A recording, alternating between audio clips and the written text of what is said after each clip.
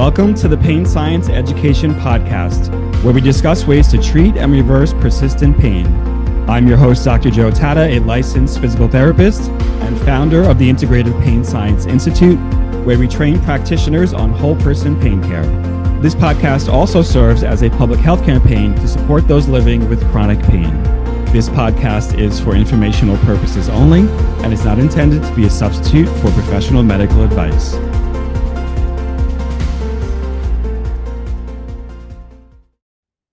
Hey there, friends. Welcome to this week's episode of the Pain Science Education Podcast. This week, our guest is Dr. Maria Garvey-Caruso, a physical therapist who is also the author of the Pain Freedom Workbook. Her workbook is a very concise and powerful tool that distills complex pain science education into a user-friendly format. The idea for this workbook stems from Dr. Garvey-Caruso's desire to simplify the rather complex pain science that all of us are using every day in practice and provide a more whole person approach to pain care for her patients and both her clients. Throughout today's episode, Maria shares insights into the development process of the Pain Science Workbook, highlighting both the challenges as well as how to take really a vast amount of information and to make it into a very compact format that your patients and clients can understand. She emphasizes the importance of a personalized approach in pain care and the various ways that we can convey pain science education concepts effectively to our patients and clients. Now, this is especially important information if you're working with people with low health literacy or what we call low pain literacy. In the United States of America, the National Institutes of Health recommends that all health literacy information should be delivered on a 7th grade level.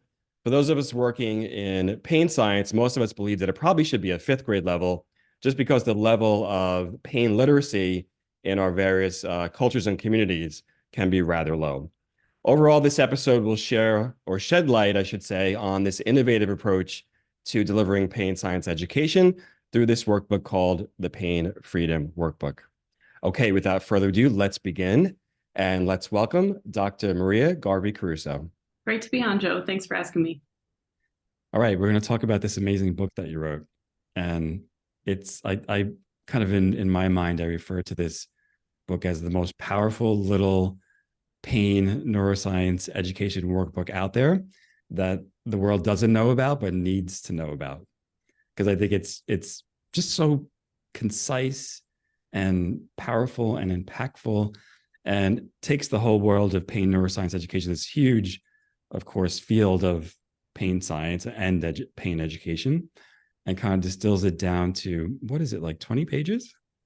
I think it ended up being 24, 26. Yeah, which I just want everyone to know, and I'm sure we're gonna touch on this in various places, but it's a real skill to be able to take very complex science, very complex neuroscience, very complex neurophysiology, biology, physical therapy, all the things that we know on the topic of chronic pain, and distill it down into 24 pages. So first of all, congratulations. And of course, we all want to know what that skill is and how you did it, which is why you're here today.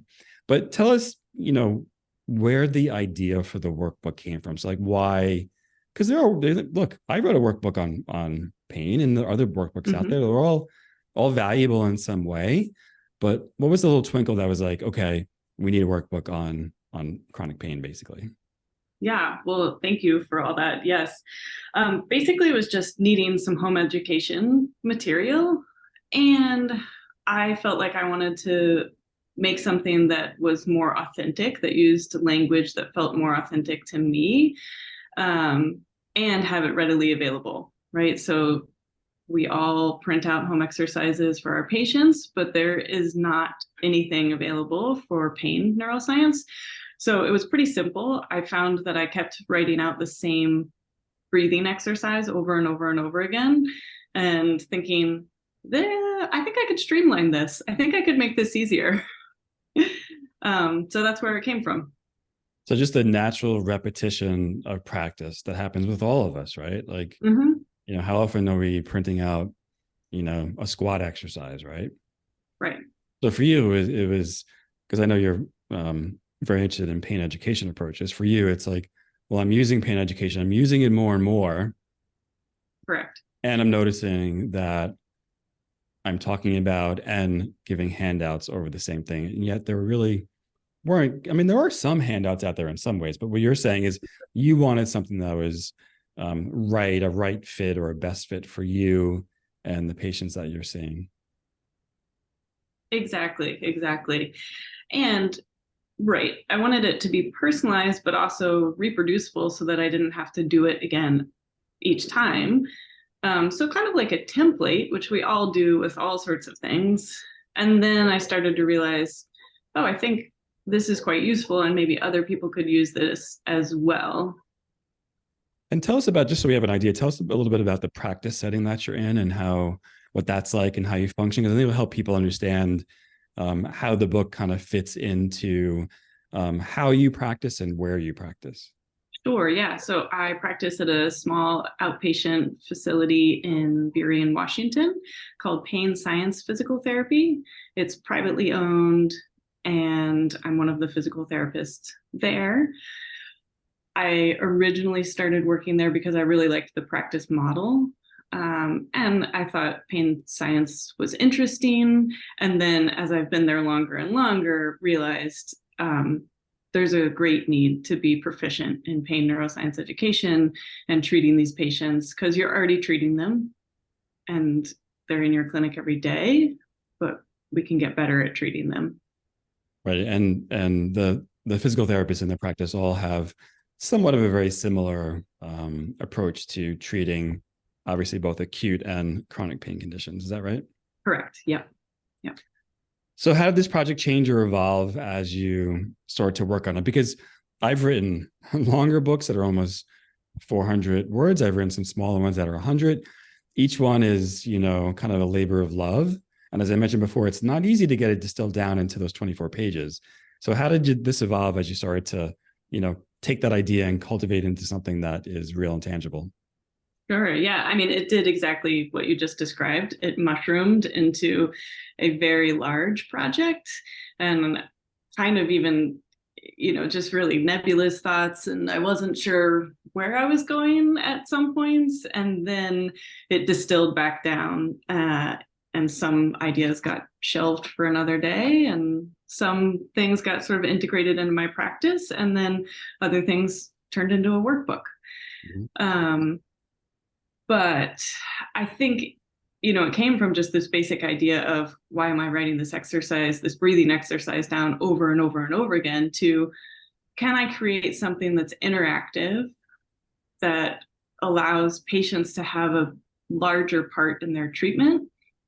It also helps guide clinicians in the treatment of chronic pain and saves time and energy in the clinic. Yeah. So give us an idea, because as you mentioned, some things kind of hit the chopping block and were edited out. Give us an idea of what you thought was important, what's included in the book itself.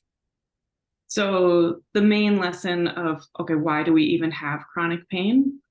So overview on the nervous system's role in chronic pain, and then some practical exercises relating to most of the topics in there. So it might be developing a mantra is one aspect of it, breathing exercises or calming tools, community, talking with patients about how to find their community or identify the importance of community and then how to foster that within themselves and their lives.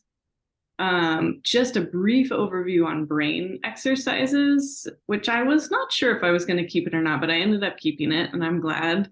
And I can tell you why later. But and then a little bit on sleep and nutrition and exercise.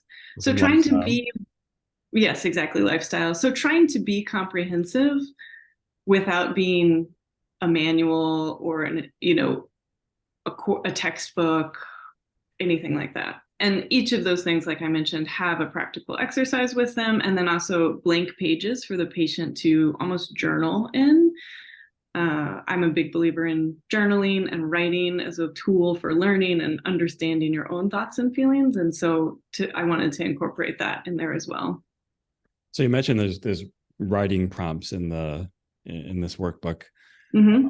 So how are you currently using it, or how are the ways that you're using it? Is it that you're just giving this workbook to your patient when they come in on their first visit, or are you sitting down at specified times and treatment sessions to go through specific content as you see is a fit for the person with pain?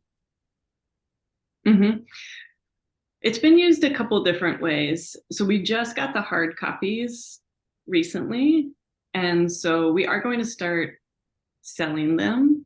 And so that will be one way that we'll be using them. But right now in practice, I've been taking it on, maybe visit 1, but usually visit 2 or 3, and going through those areas with the workbook with the patient and stopping in the spots where I'm really wanting to focus with them on that day. So giving the education about that particular topic, and then showing them the prompt and telling them, I want you to write down what you think. I want you to take this home with you. This is yours. I want you to write on it and think about it and bring it back. Do you have the book there? You can kind of hold up and show us. I do. It's so cute and pretty. Very nice. I love it. Yeah. And so it looks great. And I've seen a couple of different renditions of this. So it looks really nice and user-friendly. Thanks. So what are patients' responses to this? So again, and it's really interesting because I'm sure it's common in your practice that a lot of people with chronic pain, you're not the first physical therapist they might be seeing, right? So they've been given, a single piece of paper with like a stick figure on it to, do 2 sets of 10 of a leg raise, right? And here you come in, armed with all these pain science tools in your brain, but also this beautiful workbook to share with them. Yeah, at first they're surprised. They say, "Oh, that's nice," and then I say, "Yeah, I wrote it. I made it." And then they're kind of even more surprised because I think, they are expecting, even though they know this is sort of quote unquote different physical therapy, just by the name of the practice, pain science physical therapy, but they're still sort of expecting you to come in and be like, okay, yeah, let's do some leg raises and clamshells and call it a day. So I think they're surprised at the level of attention that we give them.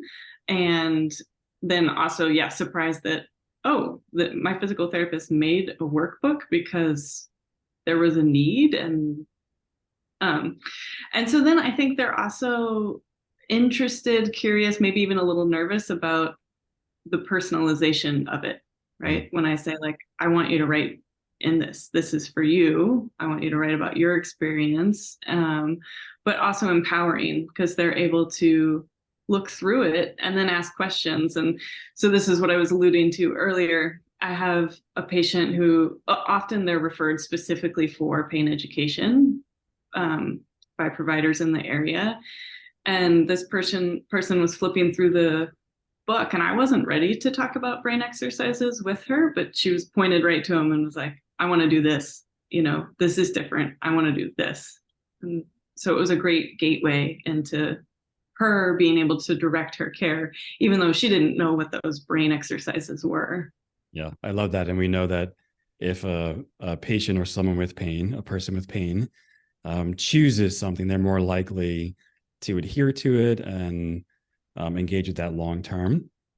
And I think there's also a bit of a power differential that I think is really important to point out to people, that you're giving people this book. So you are giving them some information, but you're not necessarily instructing them. They actually have the ability to choose the care that they want, which is completely different from, probably 90% of chronic pain centers out there, that people come in and they're somewhat of a passive recipient in their care, so to speak. Correct. I mean, in a really simplified way, it's almost like a menu at a restaurant. And instead of me ordering for someone, I'm saying, here are your options. Here's what's good here. What sounds good to you? Yeah. Which one interests you?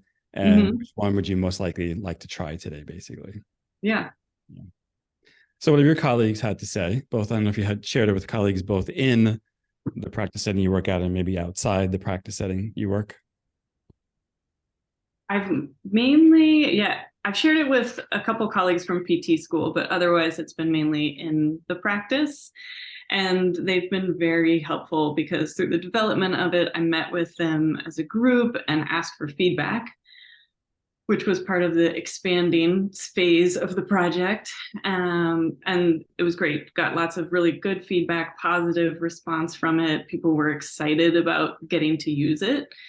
And in the clinic, people will come up and say, oh, before it was on just a printout version, they'd say, oh, I printed out your workbook, or I printed out this page from your workbook, and my patient loved it.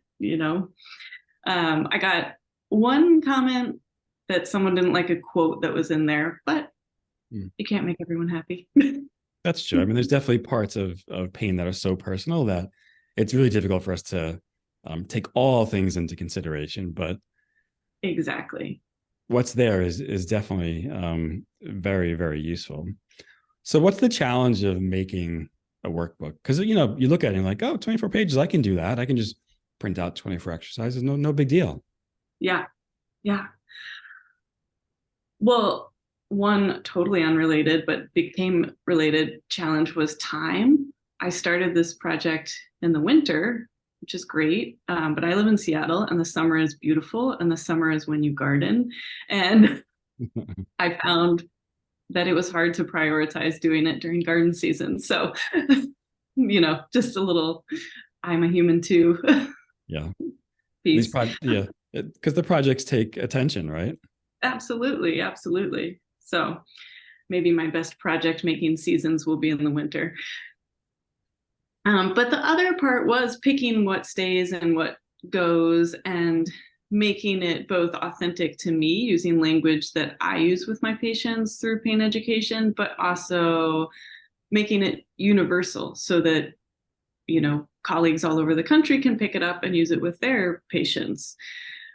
Because I think there is a shortage of easy to use provider patient material. And so I did want to make it universally useful. So I think that was probably the biggest challenge of making it complete without making it expansive. I mean, it's impossible to make it complete. Pain science is a huge topic and it's constantly changing as well.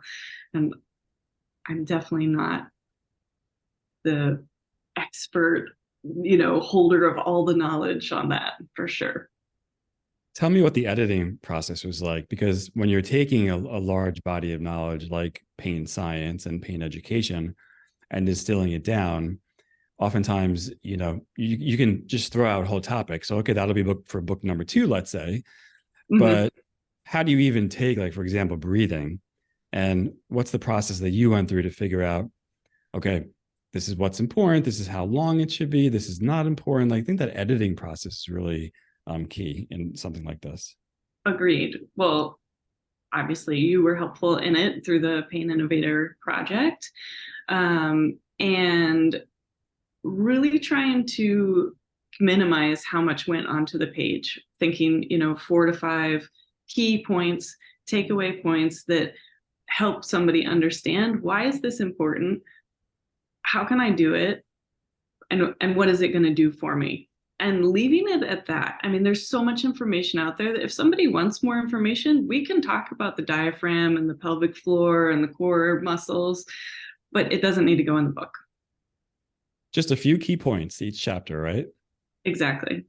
I'm wondering if that has changed the way you practice. Like, have you started to just say, wow, in the past I was, just trying to do everything or trying to give people so much information. And now this book has made me realize, or helped our clinic realize, that maybe with some people especially, less could be more for them. Agreed. Yes. I think more frequently about that, especially in my communication, both spoken and written. There's a desire to over-explain yourself, I think. That's natural, but people get lost in it. And you can be clear and say what you mean in less words. So now that you have this one project under your belt, complete, printed out, you have a nice workbook there. Mm-hmm. Do you have ideas about other projects, similar projects or different projects? Yeah, similar and different. I don't have any more ideas for workbooks, but who knows, maybe more will come. I do keep thinking about storytelling and narrative therapy. So maybe something will come out of that as it relates to physical therapy and pain and movement. I'm about to start some workshops. So through the course of over the past couple of years, I've really started thinking about community impact and how can I make a difference in my community. And I think working for a community-based clinic, for sure we do that, but it's always one-on-one, and so there's a limit to how much effect you can have. So I brought the idea of workshops to the clinic owner, and she was totally on board. So I'm doing 6-week workshops. They're paid, so patients sign up, or people from the community sign up, and they're going to be on different topics. So I'm starting the first one in November, and it's going to be on balance, pretty generic, but very important topic. And then after that, in January, I'll do another workshop, and it's actually going to be on the workbook. So I'll have a group class. We're limiting it to about 10 people, and we'll go through the workbook and see how that goes. That will be an interesting way of testing out the workbook in a group setting, but I think there's a power to being in a group with other people who are in your similar situation that I'm really excited to be a part of. So. And with that group, do you have any ideas of like measuring some outcomes related to the book? Maybe some, pain education outcomes, things like that? We could do that. Cool. Yeah. Get scientific on it. Yeah, a little pre and post. I have some ideas for you, of course. All right. Pre and post measures, no more than 10 questions is always nice. But just to say, hey, I took a group of 10 people through this, and here's what the outcomes were, right? Sure. Yeah. In addition to their positive, experiences that they can just give you in a little quote or something like that. It's nice to have that kind of data there. Absolutely. What's the one thing that you learned that you were surprised about just from the whole, creative process and then using it with your patients and clients? That we need lots of ways to communicate. Very, concepts of pain education, we need lots of ways to communicate them, and that we have to personalize it. And it was something I already knew, but in trying to make new language for how to communicate with people, I think I felt it even more. And so, and also just expanding even more consideration for a patient and where they're coming from, their community, their lived experience up until this point. I think about that more, and maybe more, it's more in the forefront of my mind when I'm treating the person now.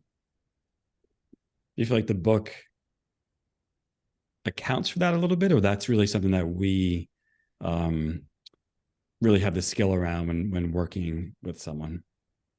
Hopefully a little bit of both. Yeah, I hope the book encourages providers to think about that and to talk about that and expand their own knowledge on it.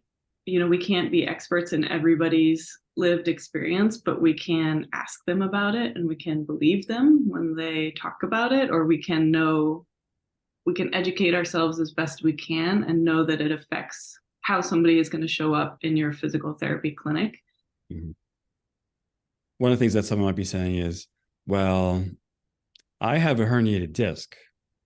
Like, is this book right for me? Or I have CRPS.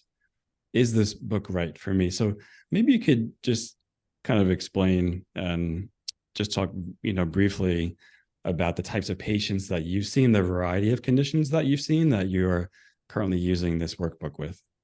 Sure. It's definitely appropriate for anybody with pain, specifically chronic pain. I would say it's most targeted at those with conditions like CRPS, fibromyalgia, chronic fatigue syndrome, chronic low back pain, chronic neck pain, even just deconditioning due to pain conditions. Definitely that is the population that it's targeted towards, though the concepts are pain education concepts, which can be widely applied. And do you see this workbook being able to, so we're talking mostly to physical therapists now, but do you see this workbook being able to be applied and cut across, let's say, the physical therapy specialties like orthopedics, neurology, women's health? Can you see various professionals using it in their practice? Absolutely. Yes. I mean, I'm in the outpatient orthopedic setting, but you could for sure bring it into the acute care setting. Yeah. Rehab, skilled nursing facilities, neurology, orthopedics, for sure. Everything you mentioned. Because it does address the universal experience as it relates to pain. So I want to thank Maria for joining us this week on the Healing Pain podcast, talking about this new treatment tool for pain neuroscience education that you can use with your patients. Or if you're someone with pain, you're looking for a quick and easy resource that's effective, make sure to look up Maria and the Pain Freedom Workbook. Maria, let everyone know how they can learn more about you and access the workbook. Absolutely. Yes. So you can find me on the clinic website, which is www.painsciencept.com. And the workbook will be on the website, and you can pay to download a version of it that way. And if you're interested in a hard copy, you can always send me an email. It's dr.maria, dr.maria@painsciencept.com. Great. Thanks, of course. Say that again. Thanks so much for having me, Joe. It's been great to talk with you. Great. We'll, of course, include all those links on the show notes at the Integrative Pain Science Institute, both the links to Maria's practice, her email address, and I'm also going to include a link to Maria's LinkedIn page. So if you're interested in linking in with her as a professional, you can do that as well. Hey, it's a Pain Freedom Workbook. I know you know someone who has pain, or you know a practitioner who has pain. So make sure to share this episode with your friends and family on Facebook, LinkedIn, Twitter, Instagram, wherever anyone is talking about how to treat and manage chronic pain. I'm Dr. Joe Tatta. Thanks for joining us this week, and we'll see you next week.